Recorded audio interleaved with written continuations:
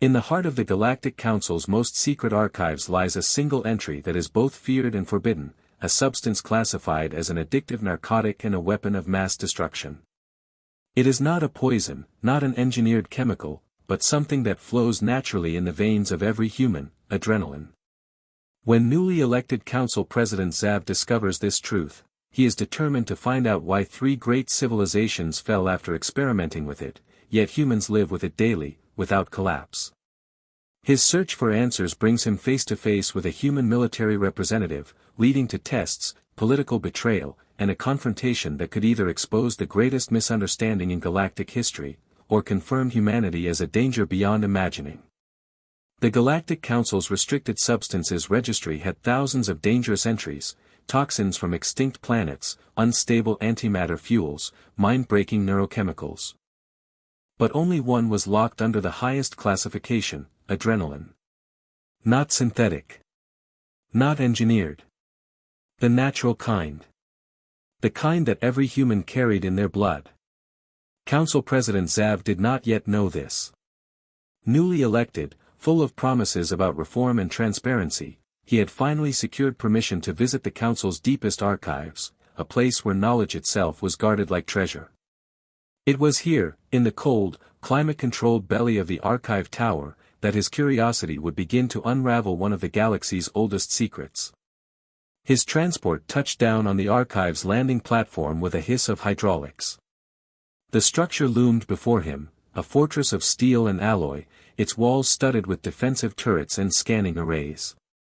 To most beings, it was an intimidating sight. To Zav, it was an irresistible one. He stepped onto the platform, his long, streamlined head catching the sunlight. His skin, a pale blue inherited from his species' oceanic ancestry, looked slightly dry in the thin atmosphere.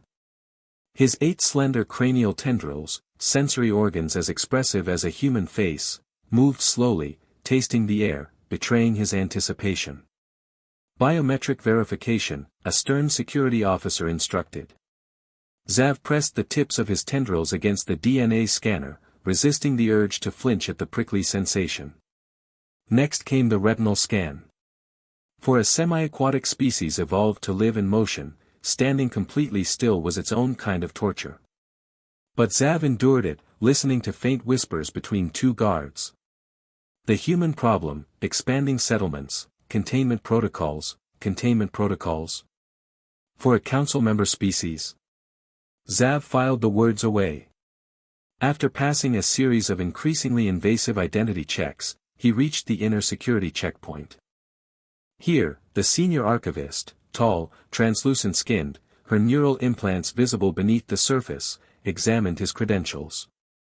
"Purpose of visit?" she asked, voice low and sharp. "Presidential review of classified species data," Zav replied. His tendrils folded into a formal arrangement, signaling respect but also authority. The archivist hesitated. Then, leaning slightly closer, she whispered, "Be cautious when accessing biological anomalies. Some species have collapsed after learning too much." Her words only strengthened his resolve. Minutes later, Zav entered the core terminal room, a cavernous space of outdated consoles and data vaults, deliberately kept offline to prevent remote hacking. Fluorescent lights hummed overhead, washing the room in sterile brightness. The air was cold and dry, prickling his skin. He ordered the technicians to leave. Alone, he sat at a console marked biological contraband and controlled substances. The label usually applied to invasive organisms or forbidden bioweapons, not ordinary lifeforms. The security process was grueling: genetic passcodes, multi-stage encryption, and physical key inserts. Finally, the list appeared. At the top, adrenaline, classification, Class A addictive narcotic, classification, biological weapon of mass destruction. Zav froze. Adrenaline was not a rare synthetic. It was a chemical messenger, something every species with a stress response produced in some form. Why, then, was it feared enough to lock away? He accessed historical files. 3 civilizations, the SETI Collective, the Parlock Republics, the Tan Confederation, had collapsed within a single generation after synthesizing adrenaline for civilian use. The compound, in those species, triggered unstoppable aggression while simultaneously activating pleasure centers in the brain. The result, a violent addiction that tore entire societies apart. Footage flashed on the screen, individuals shaking with fury, eyes wild, attacking friends and strangers alike. The euphoria after each surge was clear, so was the desperation for more. But as Xav scrolled further, his tendrils stiffened. There, in the same file, was a different kind of record, video of humans in combat, disaster zones, and rescue operations. Heart rate spiking. Muscles surging with power. Movements faster than most species could follow. All driven by massive adrenaline bursts. Yet after each event, they simply stopped. They returned to normal. No addiction. No homicidal collapse. The medical comparison reports were precise. Human adrenaline had slight molecular differences from the synthetic variant. It was released in a natural rhythm alongside other hormones that balanced its effects. It was dangerous to others, yes, but to humans themselves, it was simply a survival tool. Xav sat back, staring at the screen. The classification wasn't a careful scientific ruling, it was fear, enshrined in law. It had been pushed through at the time of humanity's admission to the Council, under the previous administration. And now the question sat before him, were humans a threat to galactic stability? Or had they been quietly discriminated against because of a misunderstanding? There was only one way to know. He composed a secure summons, bypassing standard diplomatic channels. He wanted a human representative who had faced real danger, someone with military experience, who knew what it meant to push their limits. The meeting would be private. Off record. The next 5 days passed in tense preparation. His presidential chamber was adjusted for higher humidity to ease his skin in the standard atmosphere. A long marble table gleamed at the center of the room, flanked by display screens showing news feeds and star charts. This meeting is ill-advised, said Advisor X, a carryover from the previous administration. His more terrestrial features showed a lineage that had long since left the oceans. The classification exists for a reason. And that reason is? Xav asked without looking up from the secure tablet. They're walking biochemical hazards, Exon replied flatly. They carry in their blood the same weapon that destroyed 3 civilizations. A weapon to you, Xav countered. An adaptation to them. Before Exon could respond, the chamber doors opened. The human entered. He was tall, broad-shouldered, his movements precise and controlled. The skin of his face and hands was smooth and uniform in tone, without the gradients or sensory tendrils of aquatic species. His head looked almost unfinished, from Xav's perspective, yet there was a focused presence in his eyes, scanning the room in quick, deliberate sweeps. Representative Thomas, Xav greeted, rising. Thank you for coming. Thomas inclined his head. The honor is mine, Mr. President. They sat. The conversation began formally, travel arrangements, impressions of the planet, before Xav leaned forward, tendrils curling in thought. Representative Thomas, he said, I have learned that your species produces a substance, adrenaline, which the Council has classified as both a controlled narcotic and a weapon. Do you know this? Thomas's eyes widened briefly. No. For us, it's a hormone. A normal part of life. Xav explained the collapse of the 3 civilizations, the addictive and violent effects of synthetic adrenaline on other species. Thomas listened intently. I understand the concern, the human said at last. But there's clearly a physiological difference. We've evolved with it. We control it. That, Xav replied, is what I intend to prove. He proposed a non-invasive test, a combat simulation to observe a human's adrenaline response in real time. Thomas agreed without hesitation. From behind Xav, Exon's silence was heavy. Too heavy. The simulation chamber was a masterpiece of virtual warfare. A circular arena ringed with haptic projectors, holographic emitters, and environmental generators capable of simulating anything from a windstorm to zero gravity.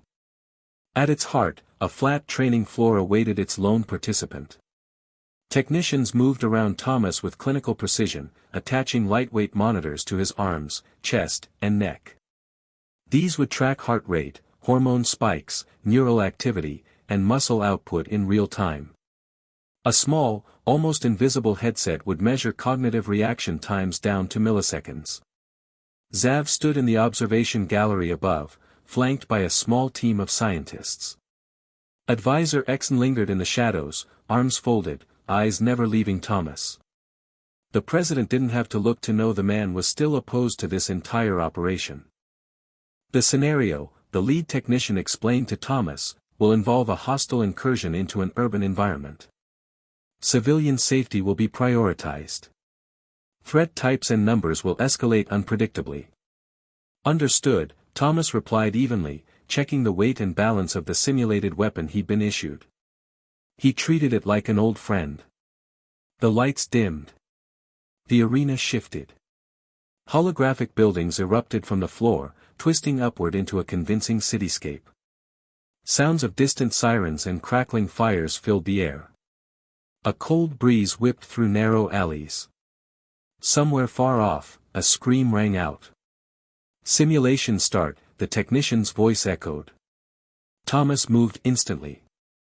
His gait was smooth but alert, weapon held in a ready position. A hostile figure appeared at the end of a street, armed, advancing. A single, precise burst dropped the hologram in a shimmer of light. Initial adrenaline response detected, one scientist murmured, eyes on the data display. Heart rate rising, cortisol stable. Thomas rounded a corner, found two more hostiles threatening a cluster of virtual civilians. His shots were fast, clean. Civilians vanished into safety zones. Another scientist noted, reaction time improving. Muscle recruitment efficiency at 91%. Xav watched with growing fascination. Other species exposed to synthetic adrenaline became reckless, their aim erratic, their decisions clouded. Thomas, however, was sharpening.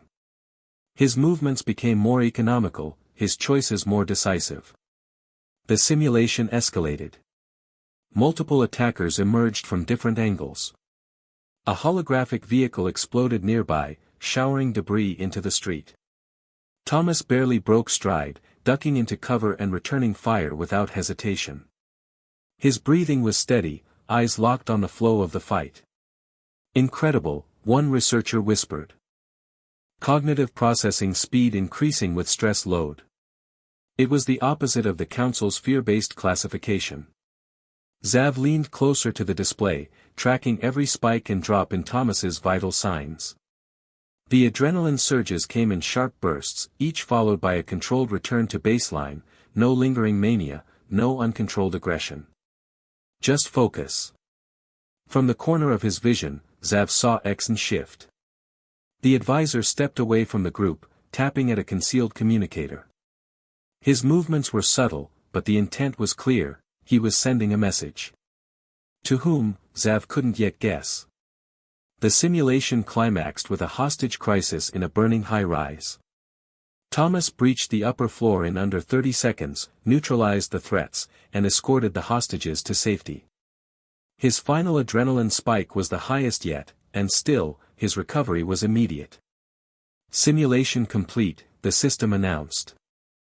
The holographic city dissolved into nothingness, leaving Thomas standing calmly at the center of the empty floor, weapon lowered. Xav stepped out of the gallery and into the arena. Representative Thomas, your performance was exemplary. I believe I have enough evidence to begin reclassifying your species biology. From behind, Exon's voice was sharp. Mr. President, I must strongly advise against rushing to judgment. You've seen a controlled test, not the chaos of real consequence. I've seen enough, Xav replied. His tendrils stiffened into a pattern of authority. The classification was based on fear, not fact. Exon's jaw tightened, but he said nothing more. The walk back to the main complex was quiet. Thomas and Zav moved through the high-tech corridors lined with shimmering security barriers. The low hum of environmental systems was the only sound. It changed in an instant. At the next junction, four uniformed guards appeared, blocking their path. Their eyes were glassy, pupils rimmed with red. Their stance was wrong, stiff, mechanical. "Why have you abandoned your posts?" Zav demanded. No answer. They began to advance.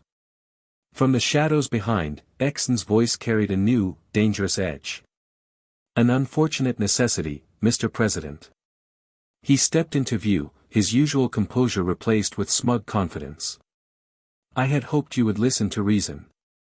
But since you insist on dismantling protections that keep our world safe, I'm forced to act."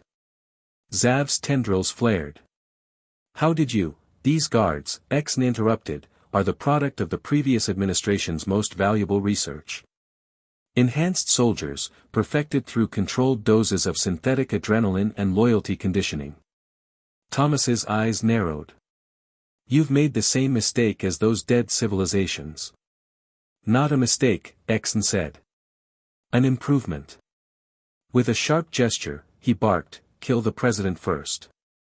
The guards surged forward.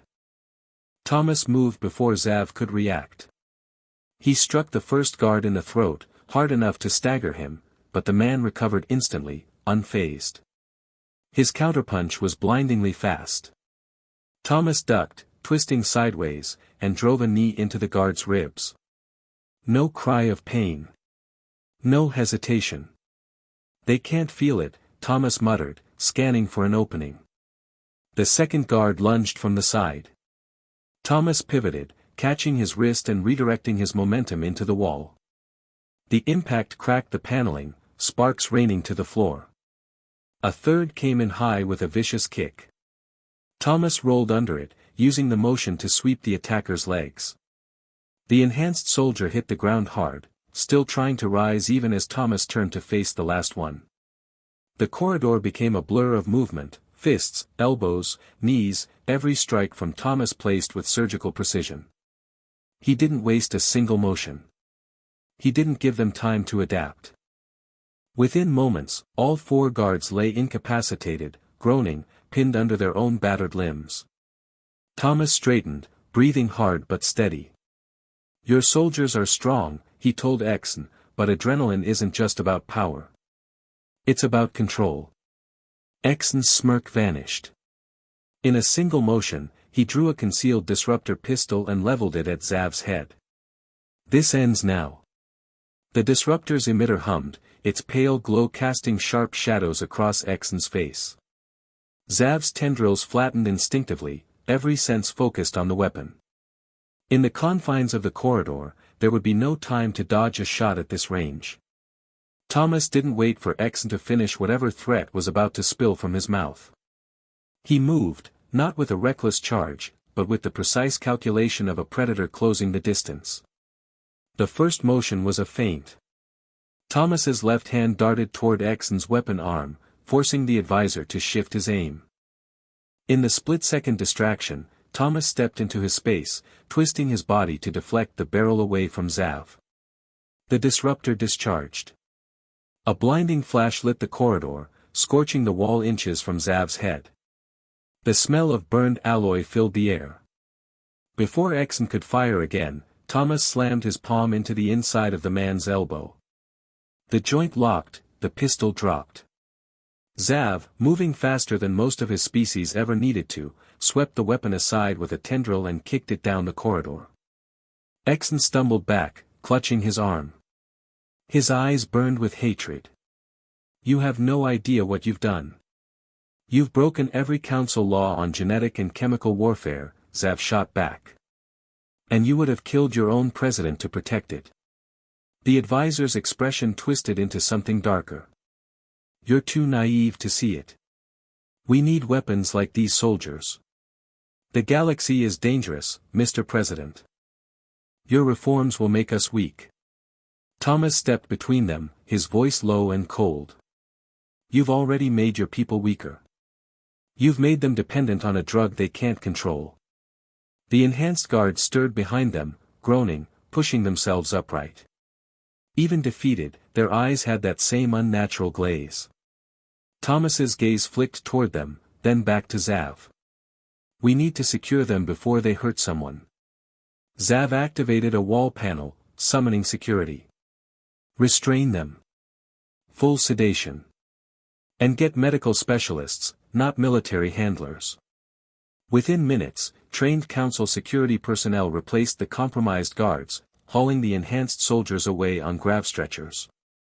Exn, wrists bound, was escorted in the opposite direction, shouting threats until he was out of earshot. Later, in Zav's private office, the tension still hung thick in the air. Thomas sat across from the president, a bandage above one eyebrow from a glancing strike during the fight. He was calm, but Zav could see the weight behind his eyes, the careful calculation of what to say and what to leave unsaid. I believe, Zav began slowly, that the time for secrecy is over. The council must know the truth, about you, about adrenaline, and about what my predecessor authorized. Thomas nodded. If you want their trust, hiding this isn't an option. But there will be consequences, Zav warned. His tendrils shifted in a pattern of caution. There are worlds that will use this as an excuse to restrict human settlement, or worse. I've seen worse, Thomas said simply. But fear thrives in shadows. Put the truth in the light, and people can choose how to face it. Zav studied him for a long moment. Your kind's resilience is unusual. A faint smile tugged at Thomas's mouth. It's survival. On Earth, everything bigger, faster, and stronger than us tried to eat us for millions of years. We adapted. Sometimes adaptation means running. Sometimes it means fighting. But it always means controlling the rush, not letting it control you. Zav leaned back, letting the word settle. You make it sound simple. It's not, Thomas admitted. But it's possible. And that's what your tests showed. Humans aren't dangerous because we have adrenaline. We're dangerous if we choose to use it for the wrong reasons. The emergency council session was called within 24 hours. The great chamber, ringed with tiers of delegates from every member world, buzzed with tension as Zav stepped to the central podium. Thomas stood off to one side, present but silent, a living reminder of the debate's subject. Honored counselors, Zav began, his voice carrying through the chamber, I have discovered that one of our member species, humanity, has been subjected to a classification based not on science, but on fear. That ends today.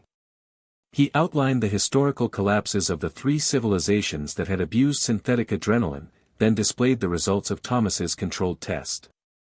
Charts and graphs lit the air above the podium, cognitive speeds increasing with stress, recovery curves returning to baseline in seconds, no signs of addiction or loss of control. The data is clear, Zav concluded. Humans are not walking weapons. They are a testament to what evolution can achieve. The classification must be revised, and the secrecy surrounding it must end.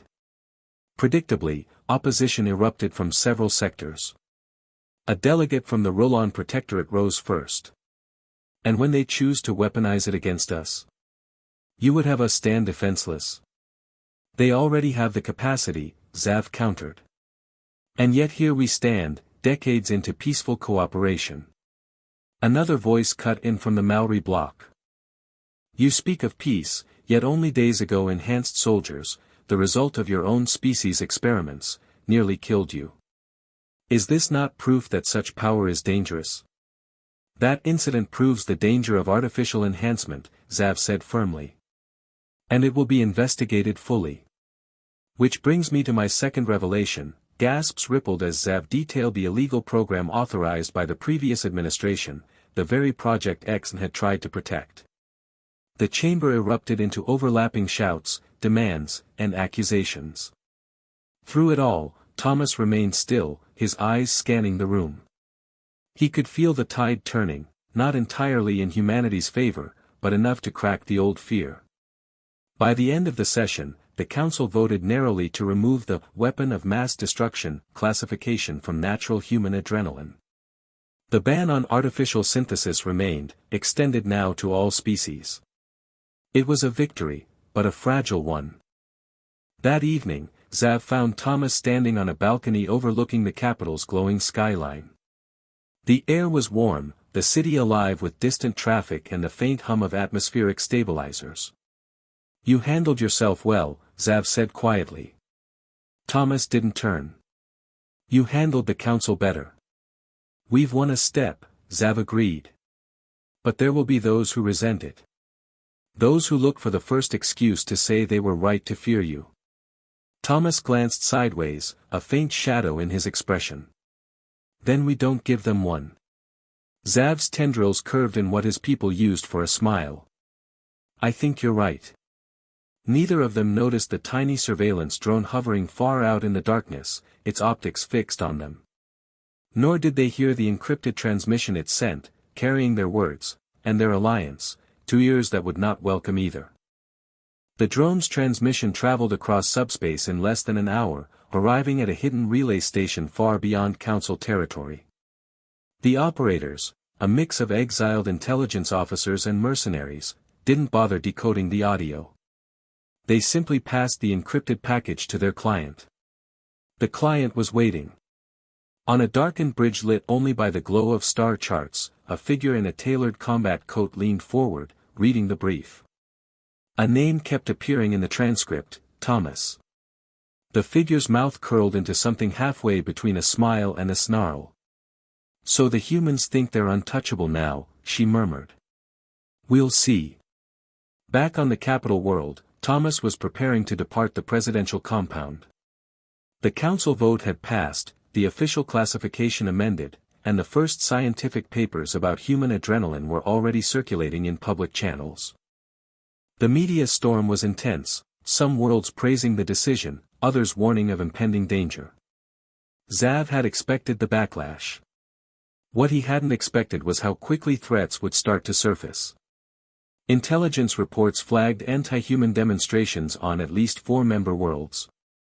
On 2 of them, riots had already broken out. He met Thomas in the security hangar. "Your transport is ready. I've assigned an escort ship." "Appreciated," Thomas said, tightening the straps of his field pack. "But I'd advise your security teams to watch for indirect attacks." Zav's tendrils shifted with interest. "You think someone will target me instead of you?" "I think," Thomas said, "that if they can't discredit the human, they'll try to discredit the president who defended him." It was a sobering thought. 2 days into Thomas's return journey, that prediction proved uncomfortably accurate. The escort ship detected an unidentified vessel trailing them just beyond sensor range. It matched course and speed exactly. When the escort changed vector, the tail followed. On the 3rd day, the stranger made its move, dropping into weapons range and firing without warning. Plasma bolts streaked through space, forcing Thomas's pilot to juke hard. The escort ship engaged, returning fire. Thomas strapped himself into the co-pilot's seat, scanning the readouts. That ship's armed well above civilian limits. Whoever's flying it has military-grade targeting. The comms crackled with a burst of static, followed by a voice. "Female. Confident. Representative Thomas," the voice said. "Congratulations on fooling the council. But we both know adrenaline is a weapon. I intend to prove it." Before Thomas could respond, the attacker fired again. The escort ship took the brunt of the impact, shields flaring bright. Alarms wailed. "Brace," the pilot shouted. A final volley smashed into the escort's engines, sending it spinning out of formation. Thomas's own transport shuddered under the next hit. The pilot fought the controls, but the targeting lock was relentless. "We're not going to outrun them," Thomas said grimly. "We need to take the fight to them." "You're not a pilot," the pilot protested.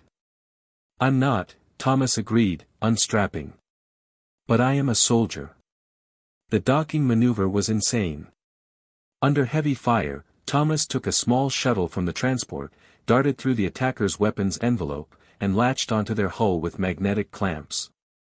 He cut through an external maintenance hatch, slipped inside, and found himself in the dark belly of the enemy vessel. It was quiet. Too quiet. He advanced cautiously, weapon ready, following the hum of the ship's reactor toward the bridge. That was when the first mercenary stepped from the shadows. Big. Armored. Moving with the overconfident swagger of someone enhanced, maybe not with synthetic adrenaline, but with something close. His lunge was fast, but Thomas was faster. A step to the side, a quick strike to the ribs, a twist of the arm, the man dropped without a sound. Two more came at him in a narrow corridor. The space worked in Thomas's favor, forcing them into each other's way. He used their momentum, bouncing one off the wall and into the other, then finishing both with short, controlled strikes. The whole time, he could feel his pulse quickening, the familiar flood of adrenaline sharpening his focus. Every creak of the deck plating, every shift in the hum of the engines, every breath, amplified, processed, catalogued. He didn't lose control. He never did. The bridge doors slid open to reveal the woman from the transmission, tall, severe, her combat coat crisp despite the chaos. She held a compact energy pistol loosely in one hand, like it was an afterthought. "Impressive," she said, glancing at the bodies in the corridor behind him. "You really do thrive under pressure." Thomas kept his own weapon trained on her. "You could have sent an invitation instead of a kill squad." "This is the invitation," she said, and tossed something onto the deck between them. It rolled once before settling, a small injector, filled with a familiar clear fluid. "Synthetic adrenaline. You and I both know it's dangerous," she said. "So here's my challenge. You take it. Show me you can handle it without losing control. Prove your species is as special as the Council believes." Thomas didn't move. "And if I refuse?" She smiled thinly. "Then I dose you by force and broadcast the results live." For a moment, they just stared at each other, predator and predator, the air between them electric. Then Thomas lowered his weapon slightly. "You want a demonstration? Fine. But you're going to regret it." He picked up the injector. Back on the capital world, Zav was reviewing a disturbing intelligence report. A fringe group calling itself the Stability Accord had been linked to both the riots and several unexplained disappearances of human settlers. Their stated goal, to contain the human threat by any means necessary. The report ended with a note, leader unknown. Suspected ex-council military. Possible ties to outlaw enhancement labs. Zav's tendrils curled in unease. Somewhere out there, Thomas was walking into the middle of this, and if the Accord truly believed adrenaline was a weapon, they wouldn't stop until they proved it in the bloodiest way possible. The injector felt unnaturally heavy in Thomas's hand. The mercenary leader, tall, sharp-eyed, her stance relaxed but ready, watched with something between fascination and hunger. Behind her, the stars wheeled slowly past the bridge viewport, silent witnesses to the moment. Thomas turned the injector over, noting the make. It was a military-grade delivery system, precise, fast-acting, no margin for error. "You've used this before," he said, almost conversationally. "I've survived it," she replied. "Not everyone does." "And the ones who do?" Thomas asked. "They're stronger. Faster. More than human." Thomas's mouth curved into a faint smile. "You don't understand my kind at all." Before she could react, he moved. His left hand closed around the injector, not to drive it into his own arm, but to twist and snap the pressure collar. The needle assembly broke with a sharp click, spilling the synthetic adrenaline harmlessly across the deck. Her smile vanished. Mistake. The pistol in her hand came up fast, but Thomas was already moving. Adrenaline, natural and pure, surged through his bloodstream.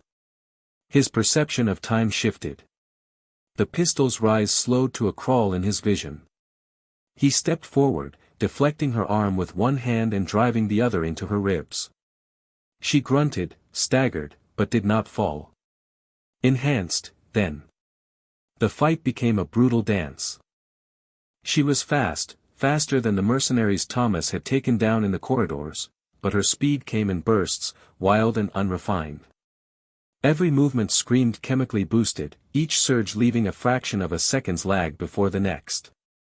Thomas exploited the gaps. A sidestep here, a deflection there, always turning her strength against her. His strikes were precise, controlled, never overcommit. Frustration crept into her movements. She lunged, overextended. Thomas caught her wrist, pivoted, and sent her sprawling against the control console. Sparks exploded from a shattered display. "You could have proved your point," she spat, pushing herself up.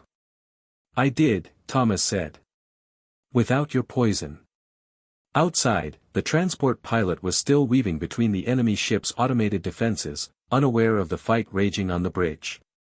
The comms crackled with urgent calls from the escort ship, battered but back online. Thomas keyed the bridge intercom, voice steady. "This is Representative Thomas. Enemy leader is contained. Shut down weapons and prepare for boarding." The pilot's relief was audible. "Acknowledged." Behind him, the mercenary leader laughed, short, bitter.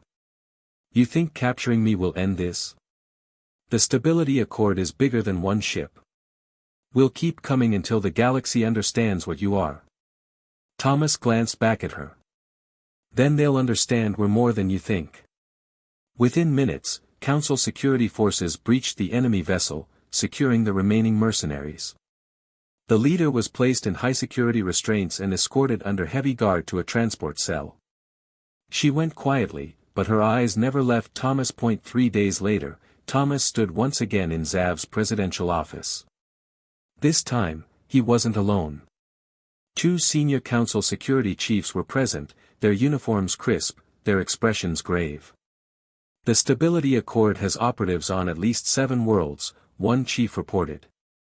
"We've seized enhancement labs on 3 of them. The synthetic adrenaline program they're using is more advanced than anything X ran, but it's still unstable." "Casualties?" Zav asked.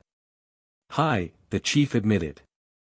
"Their enhanced fighters don't stop until they're physically incapable of moving." Zav's tendrils coiled in distaste. "And their leader?" "In custody," the other chief said. "But she's refusing to cooperate. She claims she already achieved her goal, proving that humans are a threat." Thomas raised an eyebrow.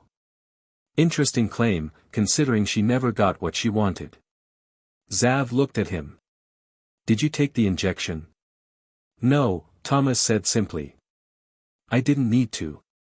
For a moment, the room was silent except for the faint hum of the environmental systems. Then Zav spoke, his voice carrying a finality that brooked no argument. "The Council must be informed of this threat. But not in a way that reignites fear of humans. We frame it as what it is, an extremist network abusing illegal enhancements." Both security chiefs nodded. Later that evening, as the city's twin moons hung over the skyline, Thomas and Zav stepped out onto the same balcony where they had spoken after the council vote. The night air was cooler now, the hum of traffic distant. "You've made enemies," Zav said quietly. "So have you," Thomas replied. "I suspect they'll come for us both again," Zav continued. "Perhaps not soon. But eventually." Thomas leaned on the railing, gazing out at the lights. "Then we'll be ready." "You sound certain." "I am," Thomas said. "Because what they're trying to replicate, that rush, that clarity, it isn't just chemistry. It's training. Discipline. And something they'll never understand." Zav's tendrils shifted in curiosity. "Which is?" Thomas glanced at him, a faint smile on his face. "Choice. The decision to act, or not. That's the real weapon." Weeks later, the council chamber once again filled with delegates. This time, the agenda was public, to address the threat of extremist enhancement groups across the galaxy. Xav presented the captured evidence, data on the Stability Accord's operations, footage of their enhanced fighters in combat, and scientific analysis proving the instability of synthetic adrenaline across species. He also included footage of Thomas's simulation results, showing the stark difference between controlled, natural response and dangerous artificial surges. The message was clear: the danger lay not in humanity's biology, but in those who sought to weaponize what nature had given them. By the end of the session, the Council unanimously passed a resolution banning all unauthorized enhancement programs, with penalties severe enough to deter even the most determined black market operators. It was a rare moment of unity. When the session ended, Thomas prepared to return to Earth. His work here was done, for now. As they stood in the spaceport's departure bay, Xav extended a tendril in the gesture of his people's highest respect. Thomas clasped it in a firm, human handshake. "Thank you," Xav said. "Not just for saving my life, but for proving that truth is stronger than fear." Thomas met his gaze. "Just remember, Mr. President, truth only matters if you keep fighting for it." With that, he boarded his transport. The hatch sealed, and the ship lifted into the star-streaked sky, vanishing into the slipstream moments later. Xav watched until the last trace of its drive signature faded. Then he turned back toward the city, already thinking of the battles yet to come, political, scientific, and personal. Because he knew, as surely as Thomas did, that the story of humanity and its so-called weapon was far from over.